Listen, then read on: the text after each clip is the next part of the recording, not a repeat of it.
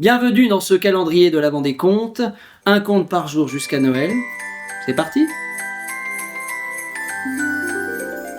Il y a fort longtemps, dans une forêt, habitait un homme qu'on appelait Noiraud. On l'appelait Noiraud car il était mauvais, violent et voleur. Il vivait alors seul dans une petite cabane délabrée. Un jour pourtant, quelqu'un d'étrange vient le voir et lui propose un marché. « Noiraud, je sais que tu veux être riche. Alors, je te propose d'être le plus riche du village et de la vallée. Et en échange, tu me devras ton âme. Et je viendrai la chercher quand je veux. » Noiraud réfléchit pas trop, il a entendu richesse, il n'est pas très malin. Alors il accepte.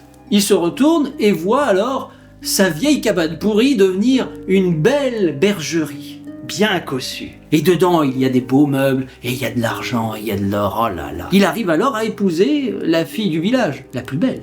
Et avec elle, il arrive à avoir des enfants. Alors que c'est un homme infect, cet homme arrive à être heureux. Mais le bonheur ne dure jamais éternellement. C'est 7 ans plus tard, le soir du 5 et 6 décembre, alors que la neige fouette sur les vitres, Noiraud entend qu'on frappe à la porte. C'est le diable qui ouvre grand la porte pour réclamer son dû. Il est l'heure, Noiraud. Noiraud supplie, « Oh, j'ai pu avoir des richesses, j'ai pu avoir plein de choses, mais j'ai pas assez profité. » Et rien à faire, le diable veut son dû.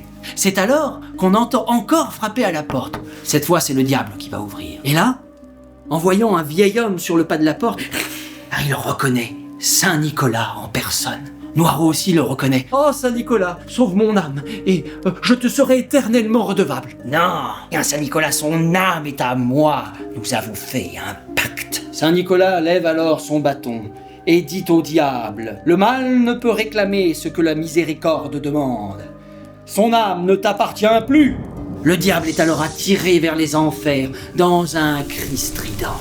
Noiraud, lui, il se sent enfin protégé, mais ses habits se transforment en haillons noirs, sales et puants. Ses cheveux et sa barbe deviennent hirsutes, et son visage et ses mains recouverts de suie. « Qu'est-ce qui m'arrive? C'est une malédiction !»« Non, Noiraud, c'est maintenant ton devoir. » Depuis ce jour, tous les soirs du 5 au 6 décembre, Saint Nicolas, traversant la neige et le monde, va pour récompenser les justes et les bienveillants. Que Noiraud, qui le suit derrière, transformé en père Fouettard, lui, il corrige les malveillants. À demain pour une nouvelle histoire.